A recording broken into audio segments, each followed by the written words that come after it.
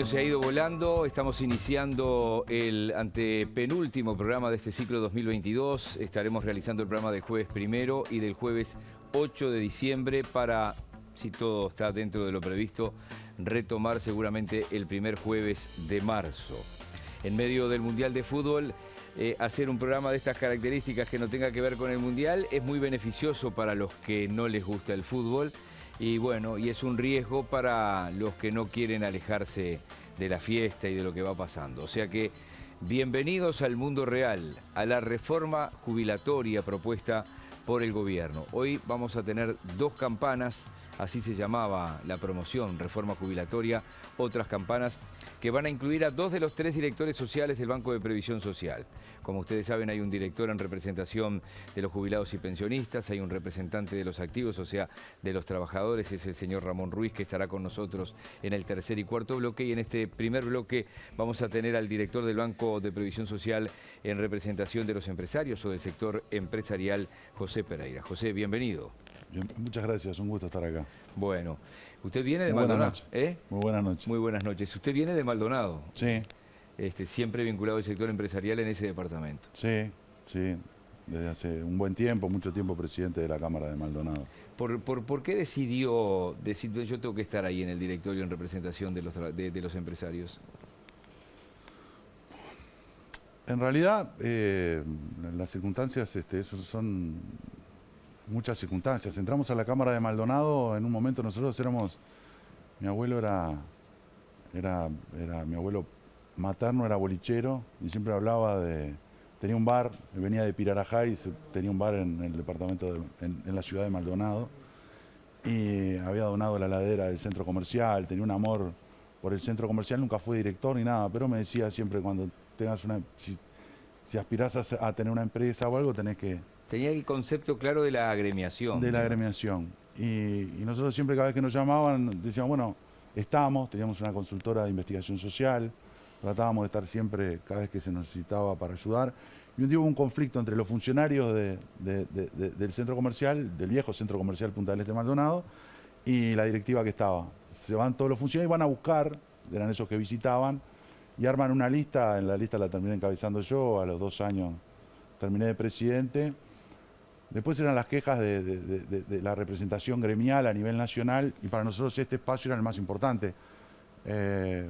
Es el único ámbito de representación de las empresas en el Estado uruguayo. O sea que para las empresas y para los empresarios es el único ámbito donde uno se expone a que el soberano laude, en este caso las empresas, estaban habilitadas cerca de 192.000 empresas, y nosotros tuvimos la suerte de tener apoyo en todo el país, algo no muy común, sobre todo siendo prácticamente solos en la candidatura. Pequeñas agremiaciones del interior del país, el Movimiento Un Solo Uruguay y la ACA, y algunos también agremiaciones muy pequeñas de Montevideo. O sea que arrancó casi como un nos obligan a salir y después dice, bueno, el camino es este, y eso lo ha traído hasta acá. De a poco fui tomando algunas decisiones que se fueron presentando, y la verdad que estamos... ¿Era una decisión? Para nosotros ¿Fue una decisión correcta? Es decir, a la luz de lo bueno, hace muy poco tiempo, digo, pero a la luz de lo que ve desde adentro del sistema. Sí, sí fue una decisión correcta. Sí, porque creo que, y fue algo de lo cual hizo que mucha gente confiara en nosotros. Nosotros hicimos, creo que demostramos muchas cosas. La primera, que se puede creer en algo y militar sin pedir algo a cambio. Nosotros no tenemos en nuestra oficina ningún cargo vinculado a ninguna de las agremiaciones que nos acompañaron. Hicimos un llamado interno para los funcionarios que trabajan con nosotros.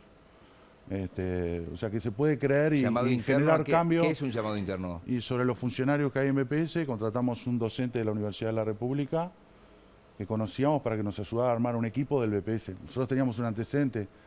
En la campaña establecíamos que el BPS estaba muy mal, que tenía una clara cultura antiempresarial. Llegar a un lugar y decir, bueno, voy a trabajar con funcionarios del BPS, es una decisión que los propios funcionarios del BPS, llegado el momento, nos manifestaban. Bueno, una vez que está en la oficina, decían, bueno, nos decían que no iba a ser, ¿cómo iba a trabajar con ese ogro?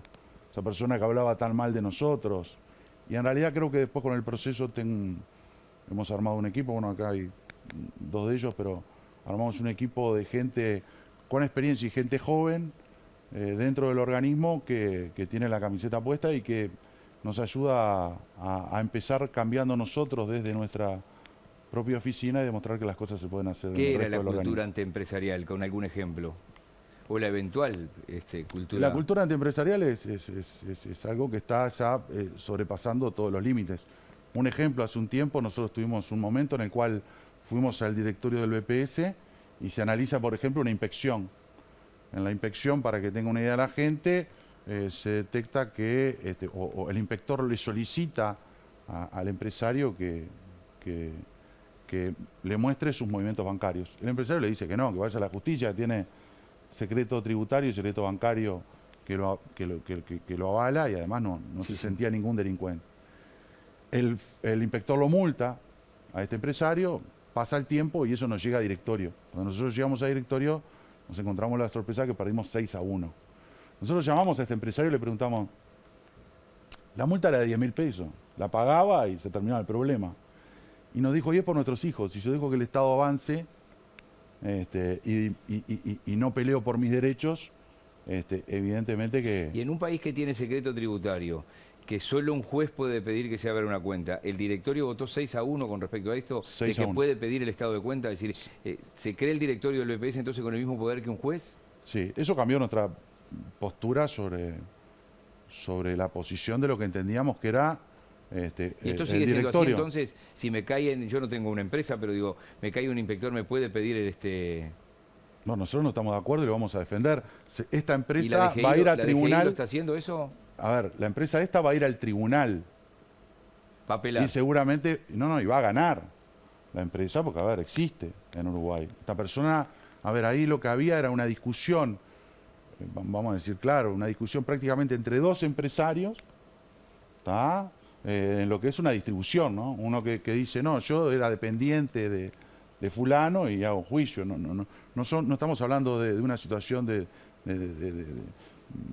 digamos, donde hay una situación donde hay un despojo o algo por el estilo y donde estamos viendo una discusión donde hay un empresario que tiene problemas o que anda en el límite de la ley. Estamos hablando de una discusión leve. Generalmente, yo supongo que lo que pasaba, nosotros preguntamos si había antecedentes en el BPS de esto, por lo menos lo que pudimos ver nosotros que no.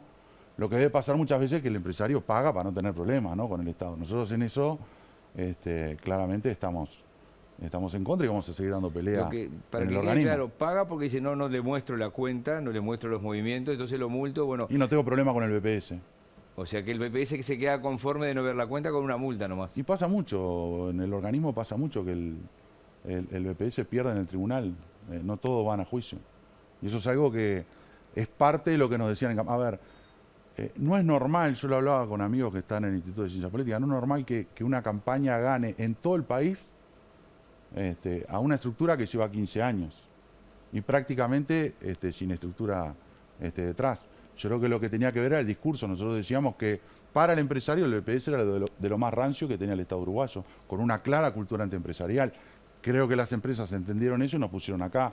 Nosotros cuando hablamos con los gerentes de todo el interior del país hace unos días y se lo decíamos, hay que trabajar, hay que ponerse a trabajar en serio, porque hay mucho tiempo de nosotros en el organismo o de lo que nosotros creemos y vemos del organismo si se sigue trabajando mal, con esta clara cultura antiempresarial. Bien, en el final de este primer bloque lo voy a llevar a la reforma propuesta, a la reforma de la Seguridad Social. Una primera pregunta para una respuesta breve. Permiso. Sí, adelante. ¿Es necesaria una reforma jubilatoria? Bueno, eso es lo que se planteaba, que era necesaria y urgente. Con el tiempo vemos que era necesario y urgente el acuerdo. ¿El acuerdo político que la haga posible? Sí. Y si estamos hablando ya estamos ahora en el 2033, ¿no? Y efecto para el 2040. Pero está bien, entonces eso lo que explica es que no es tan necesaria tan urgentemente. Si se hiciera de un día para el otro, ¿no sería una explosión? Creo, lo que pasa es que ahí está el problema. Creo que en su momento le llamó avestrucidio Saldain, y es el plebiscito del 89. En el 89 los ciudadanos, a distancia del sistema político, planteó hay que hacer una reforma y reglas claras donde el ciudadano sepa cuál es la posición del Estado sobre las jubilaciones y pensiones. Eso fue una reforma del 89, prácticamente sin apoyo del sistema político uruguayo, Sí, que se fue sumando en su momento, se fue sumando de a poco. Hace un poco con el equipo encontrábamos, a nosotros nos gusta ver, un debate entre Sumarán y Jorge Valle en su momento, donde Jorge Valle le increpa a Sumarán y le dice, señor Sumarán, usted apoya porque esto, por lo demagógico de este plebiscito. Y Sumarán le contesta, bueno, pero Jorge, en tu comité están repartiendo la papeleta. Después Bertoni fue presidente en una columna de La Diaria, cuenta. Bertoni de la Asociación de Trabajadores. Sí, que estuvo en el BP. No, digo, hoy del tirando BPS, datos para que claro, para que la gente entienda. Hombre vinculado al Frente Amplio también. Decía, bueno, yo estaba cuenta en una columna de La Diaria que se puede googlear, se puede buscar. Si estaba en el comité del Frente Amplio y todos estaban de acuerdo que el plebiscito del 89 no podía ser. Y de repente le dije, yo estoy en el BPS y hay cola, la gente firma, firma y firma. Fue aplastante. Recordemos que eso es lo que, a grosso modo, lo que hizo es que se ajusten por el índice medio de salario, ¿no? Sí, y además que el dinero sea para el fin que se buscó. Fue una defensa de la ciudadanía contra el sistema. Lo que nosotros vemos es, hay que hacer una reforma de seguridad social en Uruguay, a nuestro entender, sí. Y sería importante hacer una reforma que vincule o que por lo menos comience desde la raíz. ¿Qué tipo de sistema queremos? Bien, déjela ahí. ¿Qué tipo de sistema queremos? Y hacemos una pausa y seguimos con José Pereira en el segundo bloque, también con el director del BPS en representación de los empresarios. Ahí le vamos a entrar a fondo a su opinión con respecto a este tema.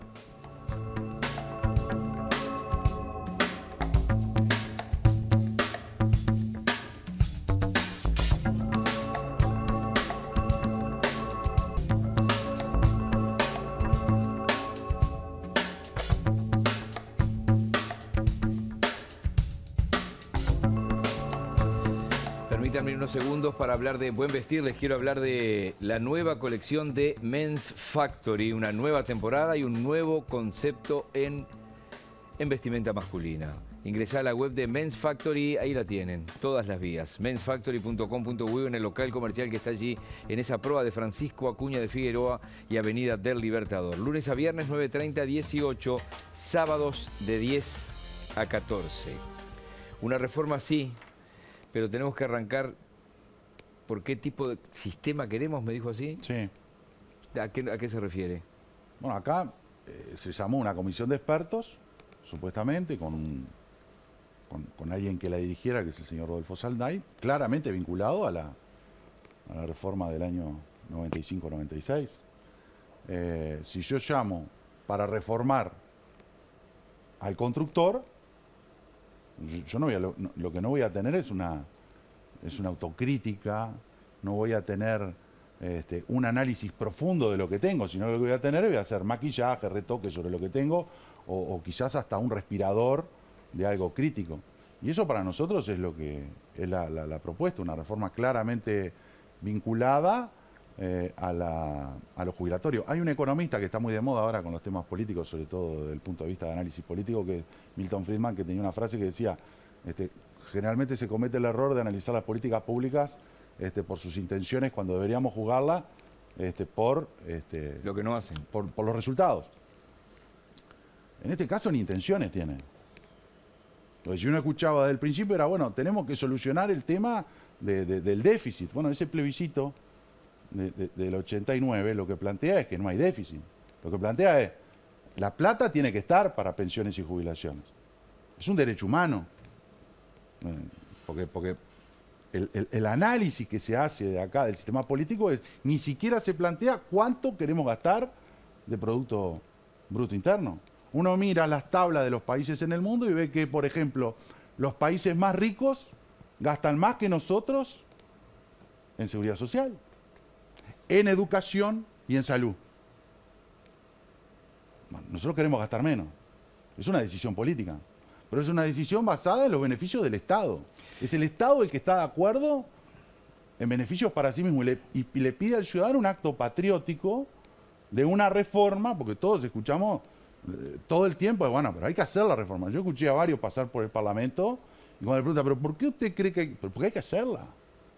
Sí, yo he entrevistado, por ejemplo, hoy va a venir el representante de los trabajadores y desde el PIT-CNT Marcelo Abdala nos dijo también acá en este programa que si hay algo que no hace la reforma propuesta es tocar los aportes de los empresarios y que hay un sector empresarial que podría hacer un esfuerzo un poco mayor. Y desde el representante de los empresarios en el BPS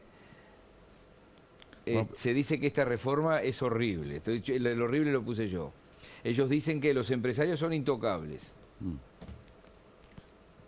Ah, bueno, pero es un discurso que tiene la culpa, como es el mal de todos los males, es la empresa para algunos. Y acá el tema, yo le hago una pregunta. Acá el problema justamente es que no nos sentamos a discutir los beneficios.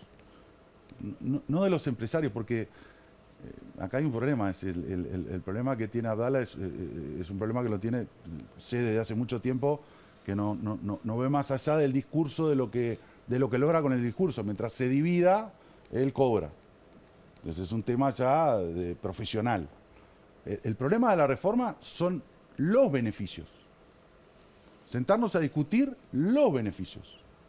De algunas empresas, empresarios, sí.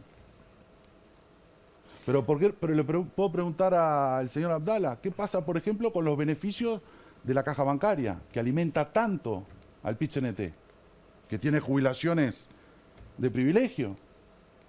La caja bancaria... Que aportan los bancarios, ¿no? Que aportan los bancarios. Sí, claro. Digo, porque no hay aportes del Estado hacia la caja bancaria. Bueno, pero está dispuesto a poner arriba de la mesa en la discusión. Todos aportan si usted habla con cada una de las cajas, todos aportan. El tema es el siguiente. El tema es qué tipo de sistema nosotros queremos. Y para hacer ese tipo de sistema, nosotros, por ejemplo, creemos en un sistema en el cual el sistema sea solidario. Que, como dice él, quienes tienen beneficios, los empresarios también aportan, le podría contestar, si fuera una respuesta de Abdala. Entonces, lo que nosotros necesitamos es juntar a todas las partes, la caja militar, la caja... Porque acá lo que veo es, todos tiran piedrita. Le puedo dar otro ejemplo, la justicia. En el año 96, para los jueces, se le daba, mayores de 40 años, se le daba un beneficio, porque acá es todo, pasan unos y entran por el Estado, por una puerta del Estado, tienen 2 o 3 amigos y consiguen un beneficio. Los jueces y fiscales del momento, del 96, más de 40 años, aportaban por una caja y cobraban por 2. Y claro que hay un montón de cosas para revisar. Y estoy de acuerdo con Abdala. El tema es que Abdala tampoco lo plantea. O sea que ahí entró en otro tema, que no va a fondo en la reforma. No, la reforma no toca ningún beneficio. Estamos de acuerdo con Abdala. Abdala lo que pasa es que es monotemático, le sirve, es un discurso monotemático. Pero si vamos al centro, al eje, claro que no toca ningún beneficio. Esto es un maquillaje. Lo que busca es solucionar aquello del año 95, 96. Entrar a fondo y discutir a fondo. No hay ninguna discusión. A ver, el que tiene un beneficio no se lo toco, porque si no entró el problema que tiene Macron. Macron en Francia tiene 42 cajas. No toca la edad jubilatoria, lo que quiere tocar son los beneficios. Yo qué sé, las bailarinas de ballet que bailaban para Luis XIV y a los 30 años se podían jubilar. Entonces, ¿qué pasa? Es como dicen algunos franceses, el 20% que tiene beneficios no quiere que se los toque y sale a la calle, porque quien banca el beneficio de ese 20% es el 80%. Eso es lo que pasa en Uruguay. En Uruguay hay jubilaciones de hambre. Las jubilaciones de hambre, las jubilaciones, como es gente que no se queja, que está acostumbrada a que le pongan el pie arriba del lomo, no hay cambio. El problema es cuando tocamos eso. Usted ve que decimos vamos a tocar los beneficios de la caja militar, tenemos un problema. Vamos a sacar las reparatorias para... tenemos problemas. Pero eso es toda piedrita. Vamos a tocar lo de la caja, vamos a tener problemas. Pero todos, la caja profesional... Tenemos problemas en todo. A ver, no discutimos en serio. Tenemos cajas donde los directores de las cajas ganan más que el presidente, y ni que hablar, más que sus jubilados. Entonces el problema, claro que es el problema de raíz. Hay un libro que a mí me encanta que habla de la estrategia de la reforma del 95 de Carlos Luján. Porque me encantan eso. Que habla que fue un éxito de estrategia política. Salíamos un gobierno de la calle que era prácticamente acusado de ser un privatizador contumaz, y tenemos una reforma en el gobierno de Sanguinetti con 3 partidos en el gobierno y se logra privatizar la mitad de la seguridad social. Dice, esto es un éxito total. Ahora, queda en un debe el sistema político. El debe es ir y analizar cada una de las cajas y cómo se gestiona la seguridad social en este país, que de por sí está mal. Usted dijo una cosa que yo estoy de acuerdo. Hay miles de jubilaciones de hambre. Venimos en los últimos 35 años, llevamos ya 37 de la salida democrática, ¿no? De los 37, 15 del Frente Amplio, el resto del Partido Colorado y del Partido Nacional. ¿Por qué esas jubilaciones de hambre no dejan de ser jubilaciones de hambre? Y dice, bueno, ¿sabe qué? Los que ganan 15 a partir de ahora ganan 40.000. ¿Por qué no lo hacen? ¿Porque son torpes? ¿Porque no son los hijos de la madre? ¿O porque no se puede hacer? A ver, a nosotros nos gustaría tener, por ejemplo, un sistema como el noruego. ¿Cómo es el sistema? Un sistema que se aporte poco, que el proceso del Estado, uno aporte poco, gane bien en la jubilación y sea solidario, y haya un máximo y un mínimo prácticamente cercano. El que gana más sea solidario con el que gana menos, pero además, como es poco el aporte, tenga la posibilidad de irse a tipos de ahorro privado por separado y que pueda sacar la plata cuando quiera. Y ahora el sistema está Ojo, totalmente desfinanciado. Si no se le dan los puntos de IVA, si no se dan los aportes de rentas generales aportando poco, bueno, ¿se caería a pedazos? No, porque está obligado por la Constitución a poner la plata.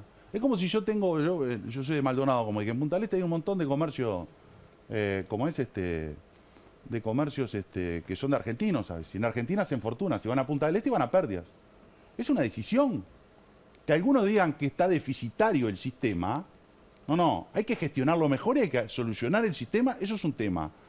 Ahora, que digan que es deficitario algo que la Constitución en el 89 los obliga a que la plata esté, tiene que estar. Lo que pasa es que no están dispuestos a dejar otros privilegios que tienen dentro del Estado. Le doy un ejemplo. Ahí coincide con el PCNT también, que el PCNT dice que esto no es un gasto, esto es una inversión social. Pero sí, bueno, el otro día salió la gente del Círculo Militar y dijo lo mismo. Todo va en el plebiscito del 89, que es claro. Ahora, a mí me decía, hace muy poco estuve en un evento social y había un argentino especialista en energía, ¿no? Entonces cuando me presenta, le dice, mira, un director de uruguayos, me dice. Ustedes sí que son unos fenómenos. Y hace poco entregué un informe en el BID. Consiguen generar la energía más barata de América y una de las más baratas del mundo, pero se la cobran a ustedes mismos como la más cara. Son únicos ustedes los uruguayos. ¿Ah? Entonces, esto es lo mismo. Lo que tenemos que ver... de los parques eólicos que se le está pagando más de lo que debería. Pregunto, digo. No, pero además no es eso. Es cómo explicar que producimos barato y a nosotros mismos nos cobramos caro. Porque el Estado no está funcionando como tiene que funcionar. ¿Y entonces no hay que achicar el Estado? A ver, el Estado claramente está demostrando que es ineficiente. Eso, lo que nosotros pretendemos es un sistema de seguridad social que sea barato para el ciudadano, que sea transparente, y que la plata, cuando yo lo que pongo, esté. Yo doy un ejemplo, en los noruegos ponen del 2 al 7%. Del 2 al 7%, nosotros estamos acá en el 15%, ¿no? Sí. Las jubilaciones van de 17.000 anual a 33.000. Tienen educación pública, salud pública. Entonces, ¿cuál es el problema del Estado uruguayo? Todos lo sabemos cómo funciona el Estado uruguayo. El tema es que a veces ponernos es la a trabajar... relación también aportantes y pasivos, ¿no? ¿Cómo? Y la relación aportantes pasivos, por ejemplo, la caja, hablemos de otra caja, la caja bancaria está en un 7-1, creo ahora, ¿no? 7 jubilados por un aportante. Lo que pasa es que, vuelvo a repetir, es una decisión... Hago de abogado del diablo, a ver claro, pero son decisiones, vuelvo a repetir, son decisiones, yo si quiero... OCE da pérdida. Sí, prácticamente lo mismo que da proyectado el BPS, son decisiones que toma el Estado. Se me ocurrió el tema es que no en diga... varias esquinas, da pérdida en varias esquinas. Bueno, por eso, pero... Y no es hora de analizar la gestión y decir... A ver, el BPS, para que entienda la gente, con la plata en el BPS, uno dice, bueno, está, pero el BPS... Yo estoy en el BPS gasta en vivienda, que hay que ir a ver cómo... que son depósitos de gente viva, ¿no? Vivienda, en el estado que están, es otro tema. Gasta en media, peluca, lente. No debería. No es un tema solamente de turismo social. A ver, se gastan un montón de cosas, no es que la plata va... Se me ha ido volando el tiempo. Está Ruiz allí. Esto que usted ha dicho ahora, y sobre todo esta última parte, da para que ustedes sí el año que viene vengan a Poder Ciudadano a un debate.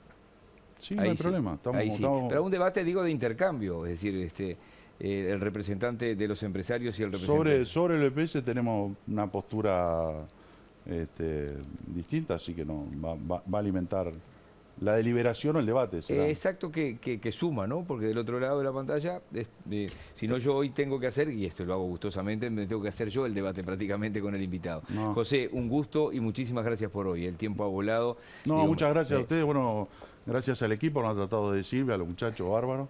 La primera vez que veníamos al estudio de BTV, así que... La empresa tiene como normativa que si los elogia mucho no hay aumento. A ellos. Seguro, así entonces, que... hoy me van a maltratar digo, a la salida. No hay problema. Muchas gracias, José. No, José favor. Pereira, representante de los empresarios en el BPS. Ya viene Ramón Ruiz.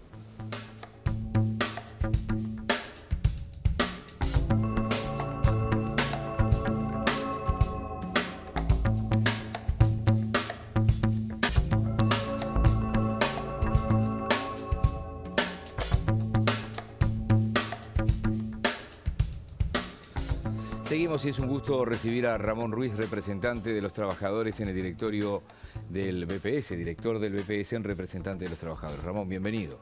Muchísimas gracias, Miguel, por la invitación. Has hecho un ejercicio gigantesco en estos días, estos meses, lo seguirás haciendo, entonces te tengo fe como para hacer una pequeña introducción para que le puedas decir a la gente por qué ustedes dicen no a la reforma, no a esta reforma. Bueno, me parece sumamente importante este espacio que tú nos estás de alguna forma ofreciendo, porque lo que está faltando, digamos, es información. Y yo quiero que los televidentes, que aquellos que en este momento están mirando el programa, logren entender qué es lo que se está discutiendo. Yo quiero primero decir cuál es la situación que está planteada. En primer lugar, el gobierno, a través de diferentes autoridades, de diferentes referentes que ocupan cargos muy importantes, durante mucho tiempo estuvo hablando de que la seguridad social estaba quebrada, que el BPS concretamente estaba fundido, que había un déficit enorme y que había que impulsar una reforma de la seguridad social en forma urgente. Bueno, a partir de ahí comienza una discusión sobre el presente y el futuro de la seguridad social. Lamentablemente nosotros no compartimos el proyecto de ley que hoy está a consideración del Senado porque no es una reforma de la seguridad social. Nosotros estamos de acuerdo, estamos convencidos de que la seguridad social necesita una reforma. Pero esto no es una reforma de la seguridad social, esto es una reforma jubilatoria. O sea, la jubilación y las pensiones son un aspecto muy importante dentro del sistema, pero la seguridad social es mucho más que jubilaciones y pensiones.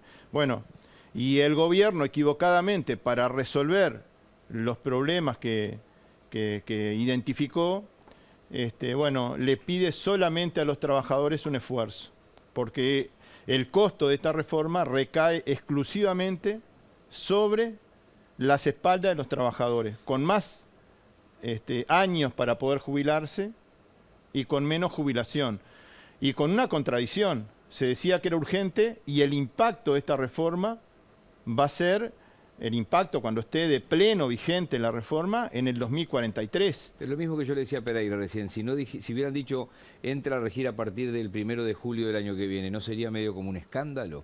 ¿No sería como una LUC en el apuro por transformar algo así de un día para otro? Bueno, pero nosotros dijimos siempre que esta reforma, digamos, primero nos opusimos, pero nuestra posición es que es necesaria la reforma, pero no es urgente. Siempre fue nuestra posición. El que habló de urgencias fue el gobierno. El gobierno incluso creó una comisión de expertos en la ley de urgente consideración. O sea, le dio un carácter de urgente ya cuando creó la comisión, que, a ver, nos pareció un despropósito poner una ley de urgente consideración la creación de una comisión. Eso lo puede crear simplemente levantando el teléfono al ministro de Trabajo y convocando a las partes. O sea, una reunión de expertos durante un año perfectamente podría haber sido por una resolución administrativa, por una convocatoria a un diálogo, y no introducir dentro de la ley de urgente consideración la creación de una comisión. No, anoche, digo, este miércoles, esta semana, 2 ministros, más el director de la Oficina de Planeamiento y Presupuesto, más Rodolfo Saldain en el Parlamento, concurrieron a la comisión del Senado que está analizando este tema. Y quiero ir compartiendo algunos momentos para irlo compartiendo la opinión en tu caso como representante de los trabajadores. El comunicado que distribuyeron, que es es un breve comunicado que vos lo viste, está en la página de Presidencia. Yo lo he resumido acá, dice: en cualquier escenario la jubilación promedio crecerá entre 18 y 20% con el nuevo régimen. Después dijo, por ejemplo, Saldain: los estudios y los análisis realizados por los técnicos de los representantes de los trabajadores en el BPS tienen niveles de simplificación y sesgos que no lo hacen representativos. Vamos a escuchar a Saldain, a ver, este es un minuto y algo, cuando se refirió a los estudios que ustedes están presentando.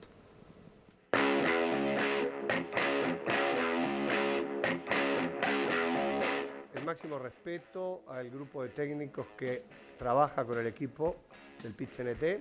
Trabajaron con nosotros un año largo y trabajamos en muy buena manera. El estudio, sin embargo, tiene niveles de simplificación y sesgos que no lo hacen representativo. En primer lugar, no tiene datos reales, sino que está tomado de criterios generales supuestos, y supuestos que aplican para un escenario, el de la reforma, pero que no lo aplican en otro escenario. Después tenemos diferencias sustanciales sobre lo que debe compararse. En nuestra opinión, lo que debe compararse es la situación en la que va a quedar aquella persona a la que se le pide que vaya a tener que trabajar unos años más, en relación a la que tenía antes. El que no va a tener que trabajar unos años más no está en esa comparación. Ahí tenemos una diferencia sustancial. Por otro lado, hay un claro sesgo de los casos seleccionados hacia los deciles que son no precisamente los más humildes, hacia los de ingreso medio y medio alto, que no van a tener pérdida jubilatoria con el diseño que se está planteando, pero que no tienen la ganancia que tienen los deciles más bajos. Este estudio realmente recoge datos reales y, a diferencia del que se comenta en la pregunta, tiene una representación de cada 10% de los trabajadores en actividad en el BPS. Por lo tanto, son casos plenamente representativos con el resultado que comentamos. Ramón.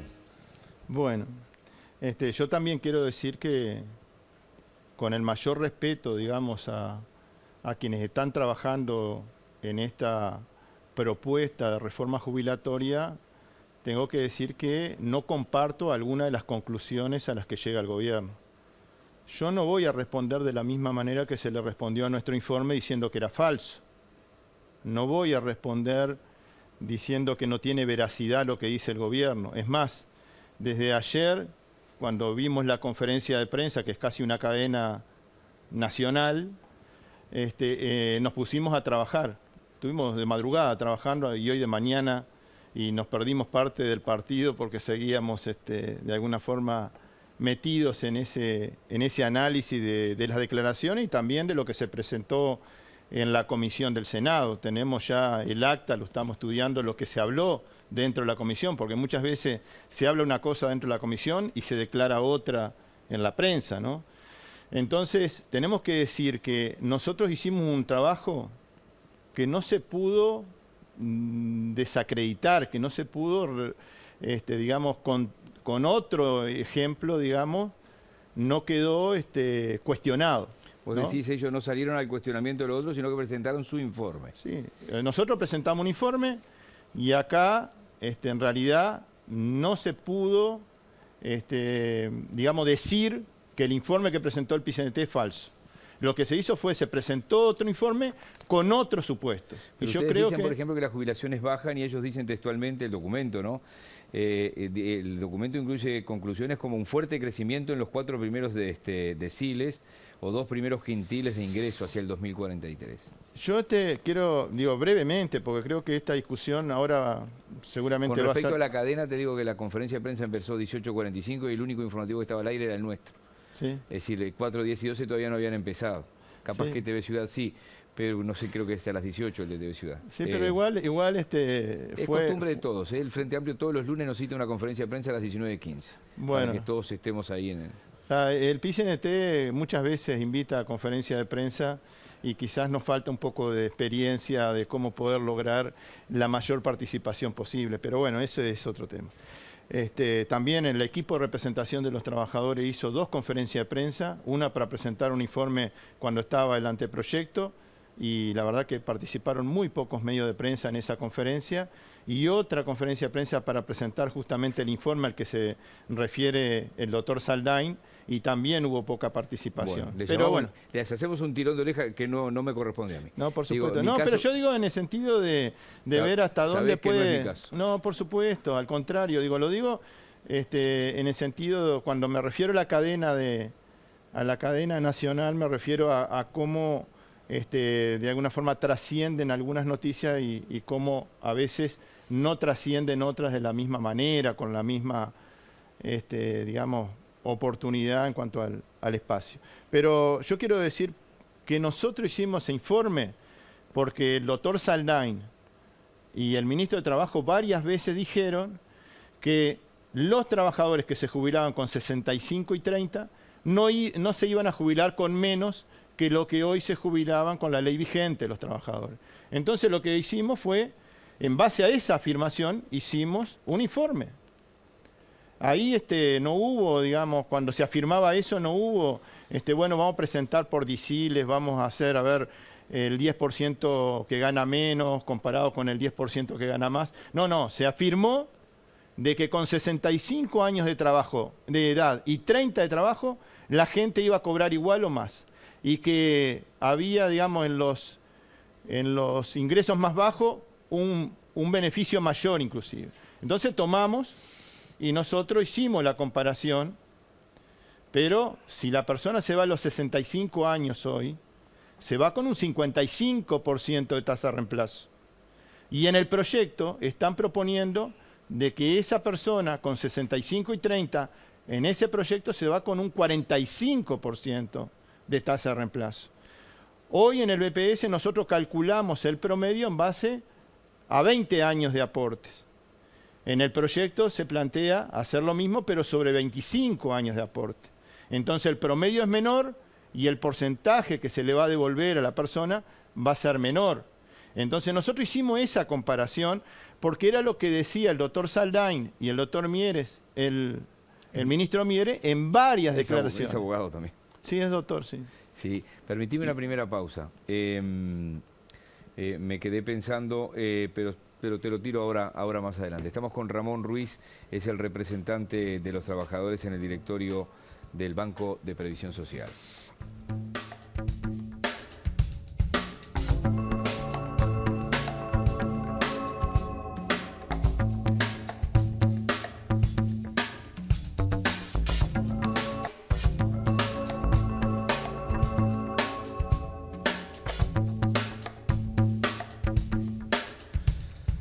Una de las críticas fuertes que han hecho ustedes como representantes de los trabajadores o parte del equipo técnico que trabajó en representación del Frente Amplio fue que esta reforma va a contramano de algunas cosas que se están haciendo en el mundo. Y a esto respondió Saldain.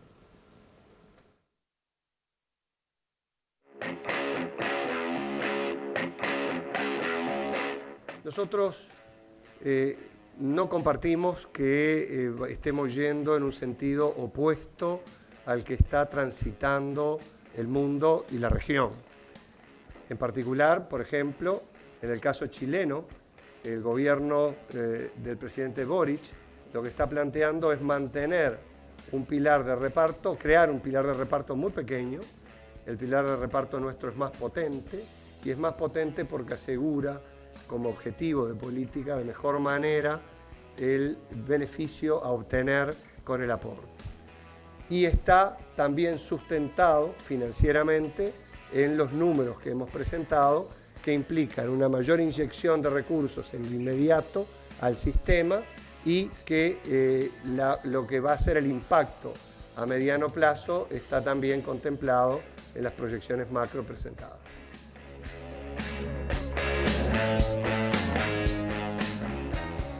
A veces no está fácil para aterrizarlo para el ciudadano común, ¿no? ¿Ustedes también afirman de que esto va a contramano de lo que se está haciendo en otros países, por ejemplo?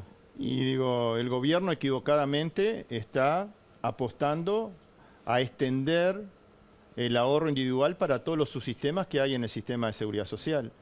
Hoy ese sistema le sale caro al país, perjudica a los trabajadores y los únicos que se benefician son las empresas privadas que administran los fondos de pensiones.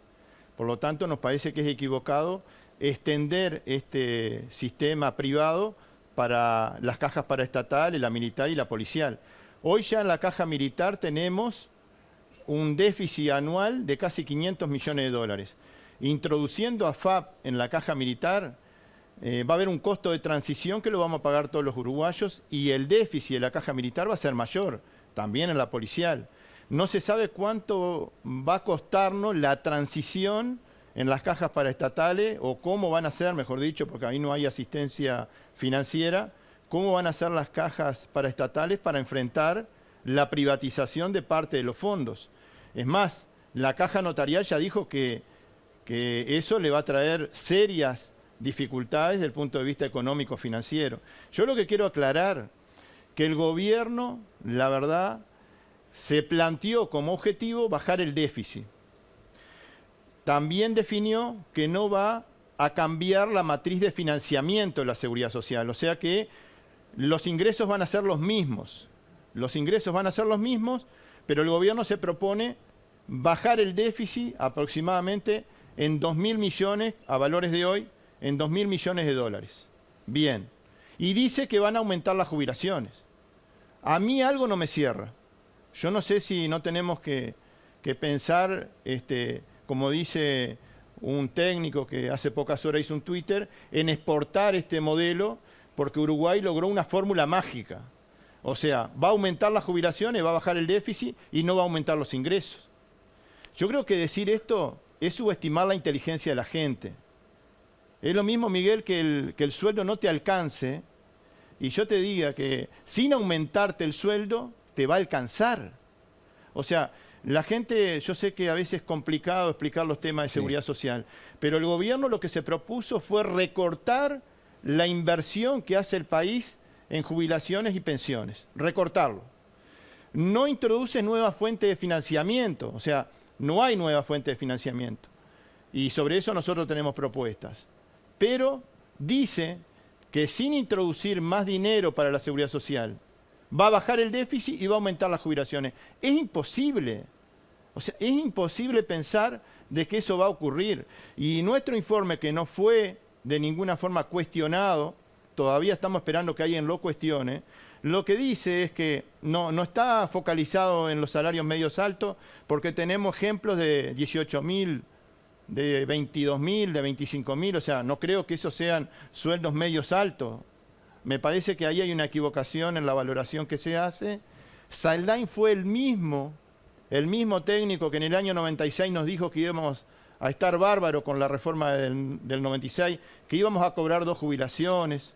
Nos dijo que íbamos a cobrar, que los jubilados iban a cobrar tanto que ya no iban a tener lugar en la tierra para visitar y que iban a ir a visitar la luna y mostraban a 2 jubilados, una pareja jubilado en la luna en un plato volador. Pero eso no les dijo Saldain, eso sería un aviso publicitario. Y no ocurrió, sí, pero no ocurrió eso. No ocurrió eso. Las AFAP prometieron eso. Pero digo, lo que nosotros estamos planteando es que es imposible, sin aumentar los ingresos, bajar el déficit y que los jubilados del futuro ganen más. Eso es imposible. ¿Qué puede pasar? Porque seguro uno ve una reforma educativa, que eso no pasa por el Parlamento. Faltan 2 años, falta 1 año y medio para las elecciones internas. Mirá lo que te digo. 1 año y medio faltan para las elecciones internas del 2024. y faltan 2 años, menos de 2 años ya para las elecciones nacionales. Esto es un hecho que se va a aprobar porque hay mayoría en la coalición. ¿O vos pensás que no? Ese es el capítulo final que quiero encarar, porque la gente se pregunta también, ¿y si gana el Frente Amplio, por ejemplo? ¿Tira para atrás todo lo aprobado? Seguro está la pregunta que te hacen todo el tiempo, en que 15 años del Frente Amplio, el Frente Amplio que se opone todo ahora esto de la reforma, con mayorías durante 3 gobiernos, ¿por qué no hizo lo que no hizo? Digo, son preguntas que te hacen todo el tiempo. Bueno, digo, vos no sos representante del Frente Amplio acá en este programa. Digo. Por supuesto. Pero yo lo que digo es que nosotros tenemos que tener bien claro que el gobierno le va a rebajar a la gente que hoy está trabajando, cuando se jubile le va a rebajar la jubilación. La gente tiene que saber que esto va a ocurrir. En el 96, la representación de los trabajadores dijo que los futuros jubilados que se jubilaran por la ley de la ASAFAP se iban a jubilar peor. Y todo el mundo decía que no, que estábamos equivocados. En el 2016, cuando se jubiló esa gente, tenía un 30% menos que los que se jubilaban por la ley anterior. Y eran los cincuentones. Eran los cincuentones. O sea que hoy estamos diciendo lo mismo y la gente nos va a creer porque ya hicimos un pronóstico y se cumplió y trabajamos seriamente. Y los mismos que prometieron que eso no iba a pasar, se equivocaron. Y no se hicieron una autocrítica. Entonces, estamos planteando nuevamente en el 2022 lo que planteamos en el 96. Y lo peor que puede ocurrir, que dentro de 20 años la gente diga el equipo de representación de los trabajadores tenía razón y Saldain se volvió a equivocar. Por eso mismo yo creo que es importante definir claramente, de tener, digamos, información de calidad. Mirá, tuvimos una reunión con el ministro de Trabajo y Saldain y nos presentaron cuadros que estaban mal. Y le dijimos, eso está mal. Bueno, los vamos a corregir. Después Saldain fue a 2 programas de televisión, uno lo compartió conmigo, en 2 canales de aire, ¿no? En 2 programas muy escuchados. Y en los 2 presentó cuadros, en el segundo yo no estaba, presentó cuadros que tenían errores. Hicimos un Twitter diciendo esto está mal y nadie nos respondió, nadie acusó recibo diciendo me equivoqué, haciéndose cargo. Y el otro día, la primera compadecencia que hubo del Poder Ejecutivo al Parlamento, brindaron información que estaba equivocada, y si lees el acta de ayer, el presidente de la comisión de expertos, que tiene todo el aparato del Estado para hacer las cuentas, para hacer los informes, el presidente de la comisión de expertos dice y reconoce que esos números que le dieron al Senado de la República estaban mal. Entonces, nosotros hasta ahora, todos los informes que hemos presentado, nadie ha podido rebatirlos. Pero Saldain, cuando estuvo en el Ministerio de Trabajo, presentó cuadros que estaban mal. Luego en 2 programas de televisión también, y cuando fue al Senado se informó algo que no era. Entonces, bueno, estas cosas no pueden, son muy, pero muy graves, y no podemos seguir informando a la gente. Tenemos que tener cuidado porque la gente tiene el derecho a estar bien informada.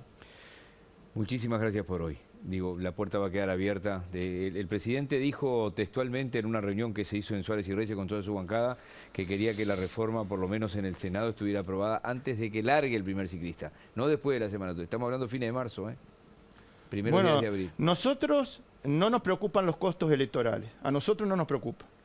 Y hay todavía, porque esta reforma va a tener impacto en el 2043, hay tiempo para generar un diálogo y hay tiempo para aprobar esta reforma, porque la veda, digamos, para poder aprobar leyes que modifican el presupuesto de gasto empieza en octubre del año que viene. O sea que si no se preocupan por los costos políticos electorales, podemos seguir discutiendo y lograr los mayores consensos sociales y políticos para reformar la seguridad social. Ramón Ruiz, muchísimas gracias. Bueno, muchísimas gracias a ustedes. Y a ustedes, hasta la semana que viene.